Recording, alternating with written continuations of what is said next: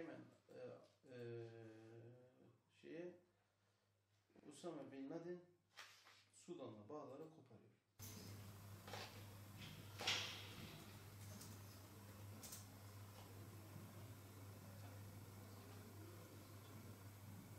Suriye iç savaşı yaklaşık 8 yıldır sürüyor.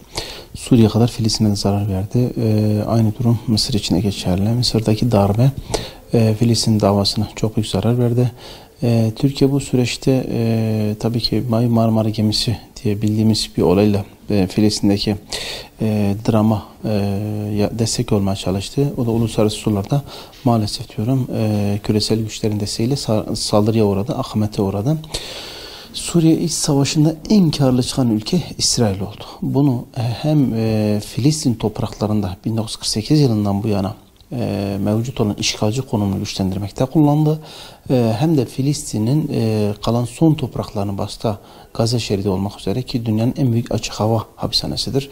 Burada yaklaşık 2 milyon insan yaşıyor ancak en ufak bir insani haktan yaralanamıyorlar. Aynı durum Batı Şeria bölgesi içinde geçerli.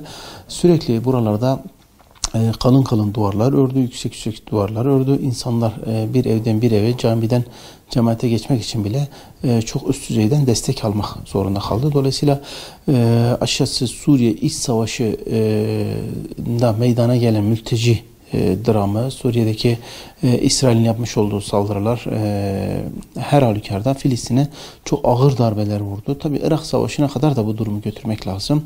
Irak'ın işgali sürecinde Filistin'in durduğu yer itibariyle maalesef söylüyorum Filistin davası İslam aleminin kutsal Kudüs ki ilk kıblemiz diye bildiğimiz Kudüs başta olmak üzere Filistin toprakları ve Filistin halkına çok ağır bir darbe vurmuştur ve İsrail'in bu süreçte karlı çıkmasına sebep olmuştur.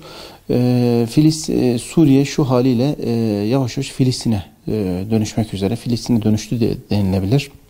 Beşar Esad babasından itibaren 67'deki iktidarından itibaren en çok İsrail'e destek verdi. Enteresan olan DAEŞ de bu süreçte ortaya çıktığında İsrail'e bir tek taş dahi atmadı. DAEŞ de İsrail'e destek verdi. Tabi Trump'ın başa gelmesi İsrail'i bu anlamda son derece güçlü kıldı. Başa kim gelirse gelsin İsrail'in politikası değişmiyor. Çünkü İsrail'in arkasında küresel büyük güçler var. Şimdi bu güçler İsrail'e bu şımarıklığı, bu terbiyesizliği, bu hadsizliği yapma imkanı veriyor. Eğer İslam dünyasında bu dağınıklık olmasaydı İsrail'in Filistin'de yaşama şansı bir gün dahi olamaz. İsrail hukuken de, siyasetten de, askeri açıdan da yalnızlığa yok olmaya zaten mahkumdur. Ancak bu dağınıklık, bu iç kavgalar, Suriye benzeri İslam dünyasının içinde çatışması İsrail'in ömrünü uzatıyor.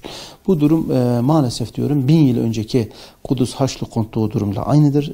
O süreçte Selahaddin Eyyubi öncelikle İslam dünyasındaki Orta Doğu'daki dağınıklığı topladı.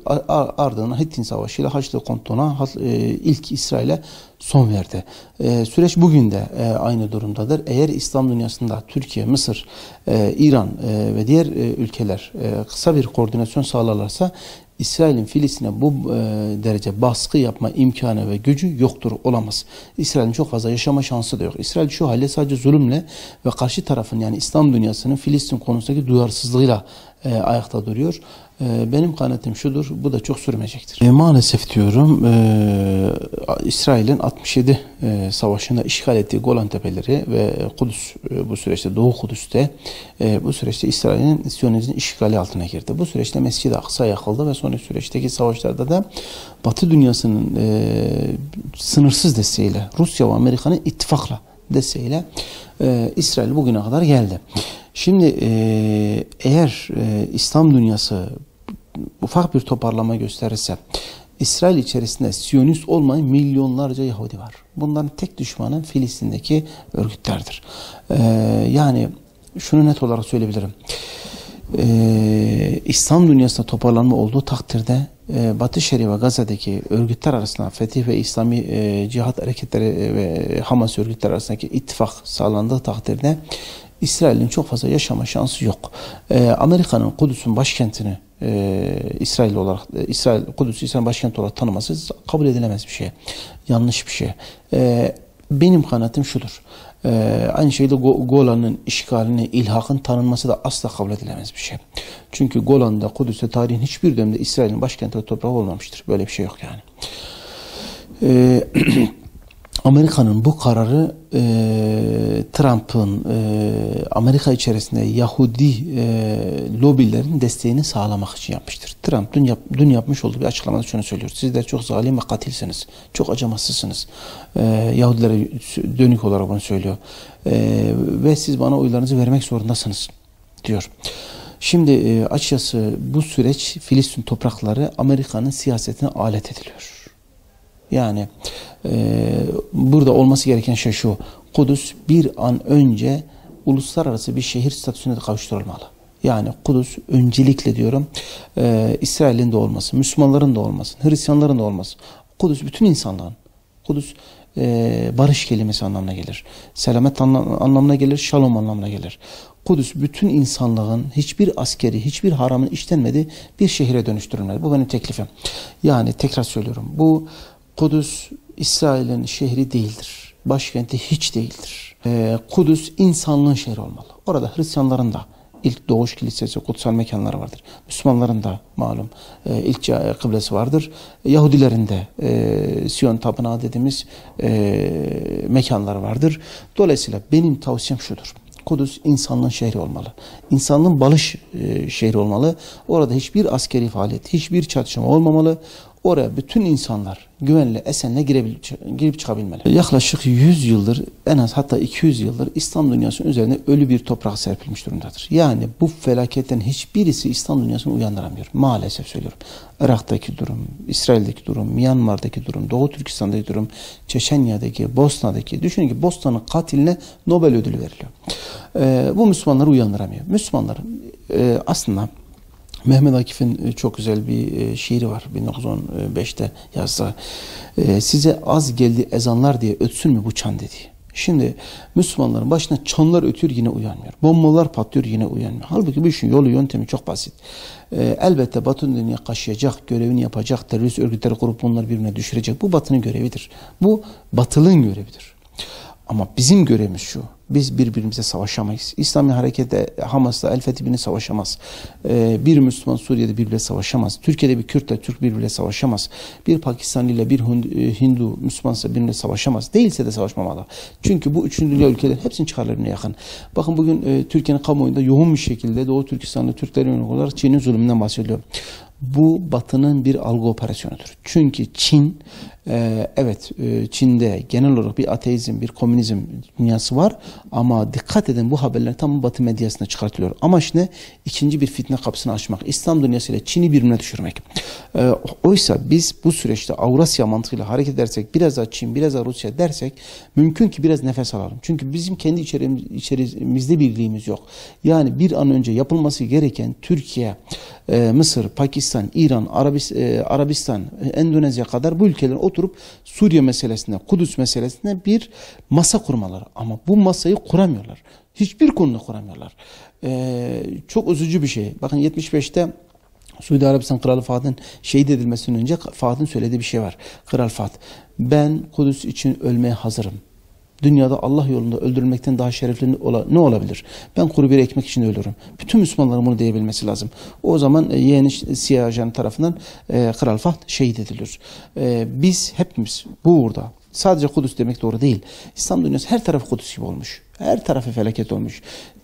Örnek alacağımız bir kişi varsa Selahaddin Eyyubi'nin 1000 yıl önce uygulamış olduğu taktiktir. İlk başta biz kendi içerimize İç barışımızı sağlayalım. Biz bu iç barışı sağladıktan sonra o zaman İsrail'in yaşama şansı kalmaz.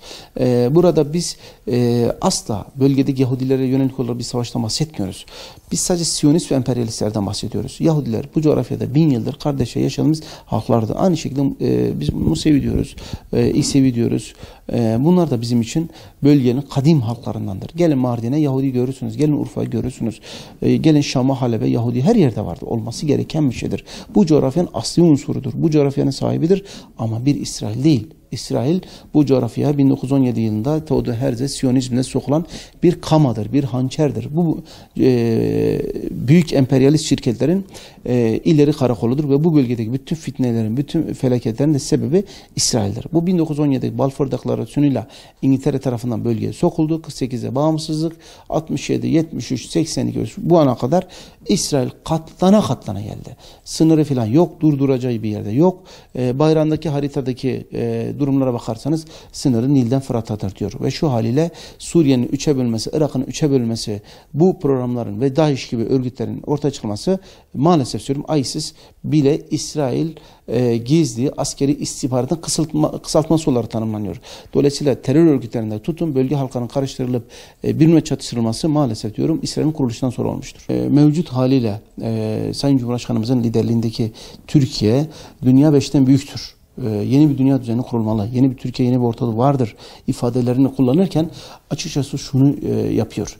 Yeni bir Orta Doğu, yeni bir dünya, yeni bir Türkiye var ve bu süreçte İsrail'in de Batı dünyasında bu tabiri caizse kurgulanmış devrimlerin bir daha olmaması için bu bölgenin artık yeniden formatlanıp reform ve rönesansla ayağa kalkması anlamına gelir. Şimdi bizim bunu yapmamız için ilk başta bölgede ittifakları kurmamız lazım. Bu da en büyük, ilk acil ittifak Türkiye, İran, Pakistan, Endonezya hattıdır. Bu kuzey hattın kurulmasından sonra şu anda Libya'daki mevcut mutabakat hükümetinde tutun, Sudan ve Katar hattına devam edin. Güney hattı, Arap hattı diye tanımlayabiliriz. Tunus'u da buna ekleyin. Bu hat ikinci bir hat, güvenli, selametli bir hat olarak kuruldu zaten. Dolayısıyla açıkçası çok güzel işaretler görülüyor. Yani kuzey hattı ve güney hattı arasında çok güzel iki işaret görülüyor. Bu benim için çok ümit verici bir şeydir. İkinci, üçüncü bir üst aşama geçildiği takdirde ben eminim ki İsrail bu taşkınlıkları yapamayacak ve bu bölgedeki saçma sapan gezi olayları, 6-8 Ekim olayları ve terör saldırıları bir de olamayacaktır.